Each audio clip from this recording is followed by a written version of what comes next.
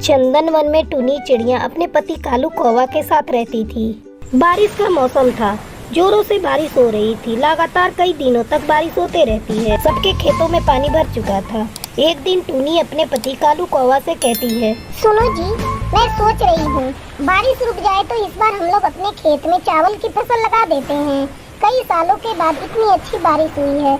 अगर फसल अच्छी हुई तो आधी फसल बेच देंगे और जो पैसे मिलेंगे उससे अपना एक पक्का घर बना लेंगे। तुम ठीक कह रही हो टुनी, इस बार अपने खेत में चावल की फसल ही उगाएंगे, लेकिन हम बीज कहाँ से लाएंगे? उसके लिए तो बहुत से पैसे खर्च करने पड़ेंगे। तुम उसकी चिंता मत करो। मेरी दूर की मौसी झुमरी कौवी के यहाँ पिछले ही साल की चावल की उपज बहुत अच्छी हुई है। हम वहीं से बीज लेकर आएंगे और फसल पक जाने पर उनके बीज का जितना फसल वापस कर देंगे। ऐसे हमारा काम भी हो जाएगा और पैसे भी खर्च नहीं करने पड़ेंगे। दोनों पति पत्नी झुमरी कौवी के घर जाते हैं। क्यों रे टूनी, आज मौसी की याद कैसे आ गई? वैसे तो कभी मुझे याद नहीं करती। जरूर मुझसे कोई काम होगा तभी तो मेरे पास आई है। अब बता, मुझसे क्या काम है? क्या बताऊं मौसी, तुम देख ही रही हो इस बार बारिश अच्छी हुई है। हम सोच रहे हैं कि इस बार अपने खेत में चावल की फसल उगाएं, लेकिन हमारे पास इसके लिए चावल के बीज है ही नहीं। अगर आप मुझे बीज दे देती तो आपकी हम पर बहुत कृपा होती। तो ठीक है, ले ले बीज मुझसे, पर तू समय से मेरे बीज के बराबर फसल वापस कर देना। ठीक है मौसी। झुमरी कौवी टुनी चिड़िया को चावल के बीज दे देती है। कालू कौवा और टुनी बीज लेकर वापस घर लौट आते हैं। फिर अगले दिन टुनी चिड़िया अपनी बेटी टुनटुनी के साथ खेत में बीज को बिखेर देती है। इस तरह कई दिन गुजर जाते हैं। एक दिन टुनी चिड़िया कालू कौवा को खेत पे भेजती है। कई दिन हो गए खेत में बीज डाले, जाओ एक बार जाकर देख लो कहीं बीज सूख तो नहीं रहे हैं। अगर बीज सूख रहे होंगे तो सिंचाई कर देना। कालू कौवा अपने खेत पर जाता है। वो देखता है सचमुच में सारे बीज सूख रहे थे। अरे ये क्या, ये बीज तो सूख रहे हैं, इससे तो सारी फसल ही खराब हो जाएगी। मुझे कैसे भी करके अपनी फसल की सिंचाई करनी होगी।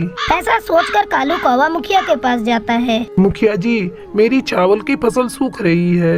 अगर आप मुझे पंप दे देते तो मैं अपनी खेतों की सिंचाई कर देता। मुखिया कालू कौवा को पंप नहीं देता। कालू कौवा दुखी होकर अपने खेत पर वापस लौट आता है और किसी तरह पास वाली नदी से पानी लाकर अपने खेत की सिंचाई करता है। कुछ ही दिनों में कालू कौवे के खेत में चावल की फसल लहलहाने लगती है। जब ये खबर मुखिया के पास पहुंचती है तो वो जल भुन जाता है और किसी तरह टूनी की चावल की फसल को बर्बाद करने के लिए योजना बनाने लगता है। उधर टूनी चिड़िया और कालू कौवा भी अपनी फसल पक जाने पर काटने की तैयारी करने लगते हैं। कालू जी, अब अपनी फसल पक चुकी है, अब इसे हम लोग काट कर बाजार में बेच देते हैं। फिर दोनों जल्दी जल्दी अपनी चावल की फसल काटते हैं और उसे अपने घर लेकर आते हैं। चलो जी, आखिरकार हमारी चावल की फसल कट गई है।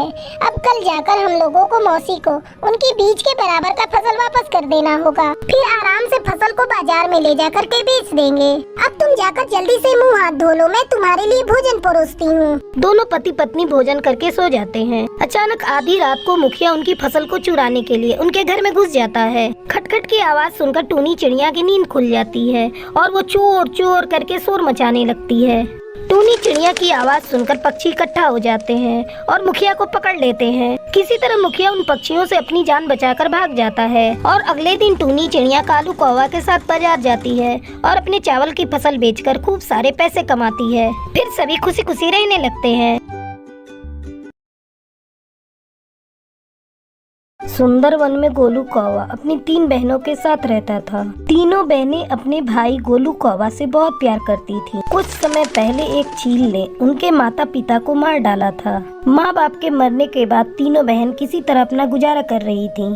एक दिन टूनी और टुनटुनी चिड़िया भोजन लेने जा रही थी।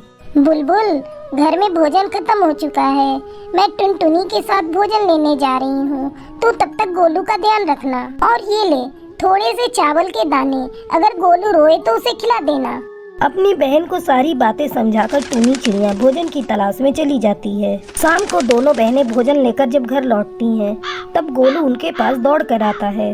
टूनी दीदी, आप मेरे लिए क्या लाई हो? ये देखो, मैं तुम्हारे लिए ये मीठे मीठे अंगूर लाई हूँ। तुम्हें पसंद है ना?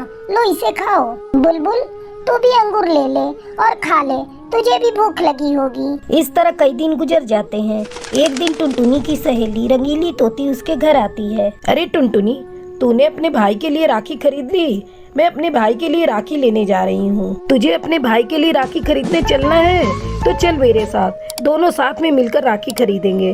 क्या कहा? तू राखी खरीदने जा रही है? रक्षाबंधन आ गया, मुझे तो पता ही नहीं था।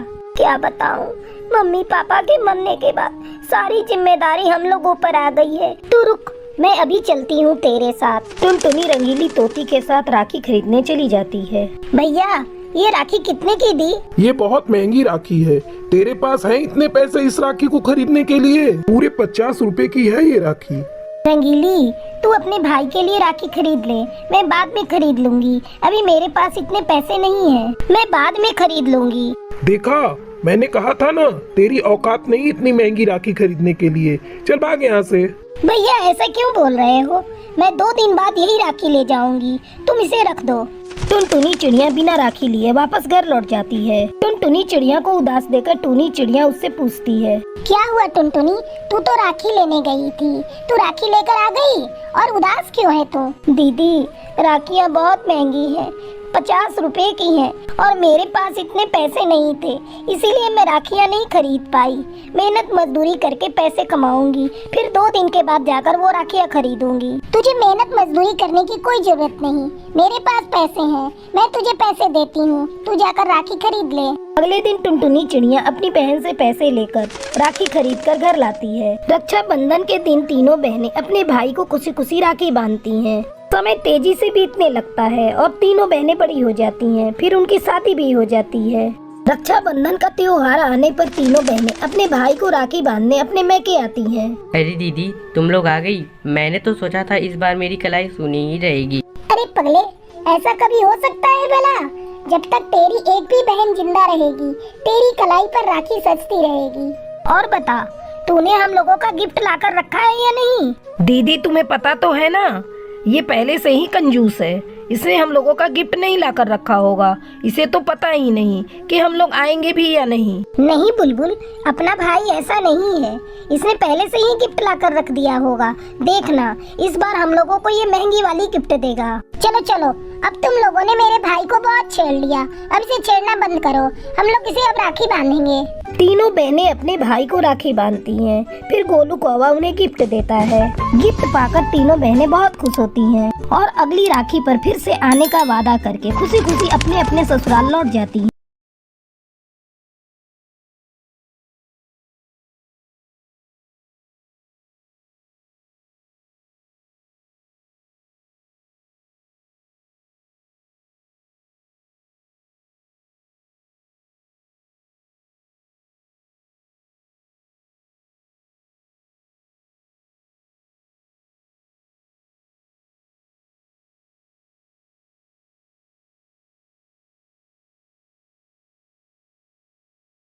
चंदन वन में टूनी चिड़िया अपनी बेटी टुनटुनी के साथ रहती थी। बहुत समय पहले उसके पति की मौत हो चुकी थी। टूनी चिड़िया जंगल से बांस काट कर लाती और फिर उसके पंखे बनाती थी। फिर उन पंखों को वो बाजार में बेचा करती थी। टुनटुनी सरकारी स्कूल में पढ़ती थी।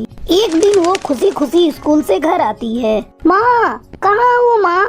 ये देखो, आज स्कूल में मुझे ट्रॉफी मिली है। उसकी आवाज सुनकर टूनी चिड़िया वहाँ आती है। अरे वाह, ये ट्रॉफी तो बहुत सुंदर है। हाँ माँ, ये बहुत सुंदर है। तुम जानती हो, मैंने अपने स्कूल में टॉप किया है। आज तेरे पिताजी जिंदा होते तो बहुत खुश होते। अब मुझे दे ये ट्रॉफी और तू जाकर मुंह हाथ धो ले। मैं इस ट्रॉफी को संभाल कर रख देती हूँ। टुनटुनी मुंह हाथ धोने चली जाती है। थोड़ी देर में वो वापस आती है और भोजन करके अपनी दोस्तों के साथ खेलने चली जाती है। अगले दिन जब टूनी चिड़िया पंखा बेचने जा रही थी, तब टुनटुनी उससे कहती है, माँ, अब मुझे आगे की पढ़ाई के लिए पास वाले जंगल के हाई स्कूल में दाखिला लेना होगा। तुम मेरे साथ चलकर मेरा दाखिला वहाँ करवा दो। लेकिन बिटिया, वो जंगल तो यहाँ से काफी दूर है, तुम वहाँ अकेली कैसे जाएगी? तुम चिंता मत करो माँ, मेरी सहेली रानो तोती और बुलबुल भी उसी स्कूल में अपना दाखिला करवा रही हैं। मैं उनके साथ चली जाऊंगी। चलो, ये तो अच्छी बात है। आज मैं पंखे बेचने जा रही हूँ, कल तुम्हारा दाखिला हाई स्कूल में करा दूंगी। ऐसा कहकर टूनी चिड़िया पंखे बेचने के लिए चली जाती है। पंखे ले लो, पंखे, बांस के बने पंखे। अरे ओ पंखे वाली, एक पंखा कितने की दे रही हो? 5 रुपए की एक पंखा दे रही हूँ दीदी। ये लो, ये पंखे बहुत ही मजबूत और टिकाऊ हैं। आराम से पूरी गर्मी निकल जाएगी। लेकिन तुम इसके दाम बहुत ज्यादा ले रही हो। मैं तो 2 रुपए दूंगी, अगर देना है तो दो, वरना मैं यहाँ से जा रही हूँ। ये लो दीदी, बोनी का समय है, ग्राहक को लौटने नहीं दूंगी, तुम 2 रुपए ही दे दो। इस तरह पंखे बेचकर शाम को टूनी चिड़िया अपने घर लौटती है। अगले दिन टूनी चिड़िया टुनटुनी का दाखिला पास वाले जंगल के हाई स्कूल में करवा देती है। टुनटुनी खुशी खुशी आगे की पढ़ाई करने के लिए हाई स्कूल में जाने लगती है। धीरे धीरे गर्मी का मौसम बीत जाता है और बारिश शुरू हो जाती है। माँ, अब मैं स्कूल कैसे जाऊंगी? मेरे पास तो छतरी भी नहीं है। अगर मैं स्कूल नहीं गई तो मैं क्लास में सबसे पीछे हो जाऊंगी। तुम ऐसा करो माँ, मेरे लिए एक छतरी खरीद कर बाजार से ला दो, फिर मैं भी छतरी लेकर स्कूल जाऊंगी। लेकिन टुनटुनी बेटा, छतरी तो बहुत महंगी मिलेगी, तुझे तो पता है मेरे पास इतना पैसा नहीं है कि मैं तुझे छतरी खरीद कर दे सकूं। टूनी चिड़िया चिंता में पड़ जाती है। तभी उसकी नजर घर में रखे हुए बांस पर जाती है। तब उसे ख्याल आता है, क्यों न वो टुनटुनी के लिए इस बांस से लकड़ी की छतरी बना दे। ऐसा सोचकर टूनी चिड़िया रात भर जागकर टुनटुनी के लिए लकड़ी की छतरी बनाती है। फिर वो उस छतरी को ले जाकर टुनटुनी के पास रख देती है। जब टुनटुनी की आँख खुलती है तो वो अपने पास लकड़ी की छतरी देखकर खुश हो जाती है। बेटा, ये छतरी मैंने तेरे लिए बनाई है, अब से तू इसे लेकर स्कूल जाना। अब टूनी चिड़िया लकड़ी के पंखे के साथ साथ लकड़ी की छतरी भी बेचना शुरू कर देती है। छतरी आ गई, छतरी, लकड़ी की छतरी, 1 रुपए में सस्ती और टिकाऊ छतरी। 1 रुपए की लकड़ी की छतरी के बारे में सुनकर कई पक्षी उसकी दुकान पर छतरी खरीदने आते हैं। मुझे एक छतरी दे दो बहन। और मुझे 2 छतरियाँ चाहिए। ठीक है, मैं अभी सबको 1-1 रुपए वाली छतरी देती हूँ। अब टूनी चिड़िया रात भर जागकर ढेरों लकड़ी की छतरी बनाती और अगले दिन बाजार में बेच देती। इस तरह टूनी चिड़िया 1 रुपए वाली लकड़ी की छतरी बनाकर बेचने लगी और ढेर सारे पैसे कमाकर अपनी बेटी के साथ खुशी खुशी रहने